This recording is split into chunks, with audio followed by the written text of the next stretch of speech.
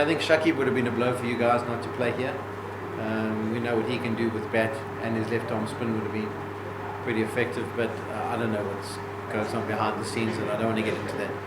But yeah, to average what he has, to bat in the positions, to have led the side from time to time, to be a senior player, and obviously his batting contributions, bowling contributions, I think he's been fantastic. I'm trying to think name Shadman. The way he got out, that first wicket was a bit loose for an opener, and then Mahmudullah the next day when he came and faced Rabada, that shot he played.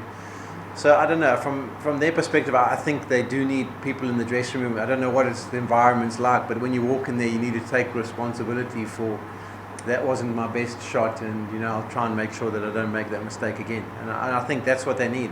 I mean, we've always seen Bangladesh as people with potential, but I think it's got to this stage of their test playing nation career where I think people want to see more consistency. We've seen some wonderful performances. They go to New Zealand, they win there. They go to Pakistan, they win there.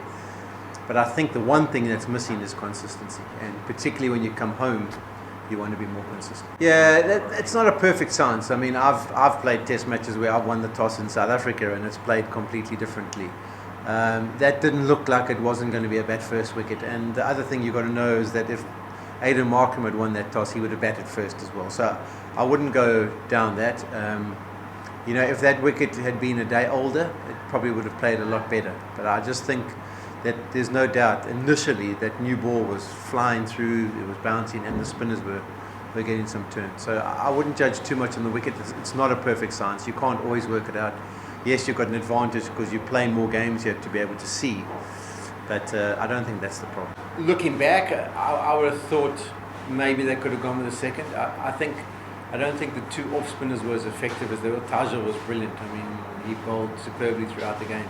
I just don't think the two off spinners were as effective as they could have been. So you probably could have gone down the route of playing an extra seamer.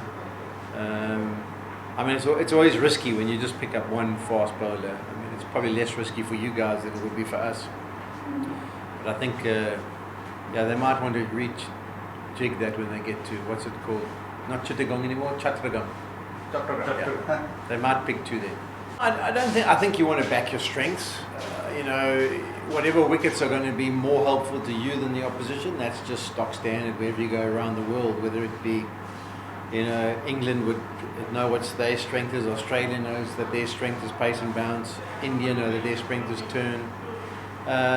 So no, I don't think they need to go away from it. I was you have chats down there, and I think spinning department-wise, I love the look of that leg spinner. I can't remember his name. He played at the World Cup. Yeah, he looks good. So I mean, if you can develop him, if you've got Tajul, if you've got Mahedi, if those three are your combinations, and then you've got two fast bowlers, that's key. But ideally, you don't want to be changing teams too much. So as you go around the world, South Africa changes one, maybe two players. Whereas I think you want to try and create, in order to create consistency, there's also consistency in selection. So the more you pick the same guys to play under different conditions, the more consistent they can be.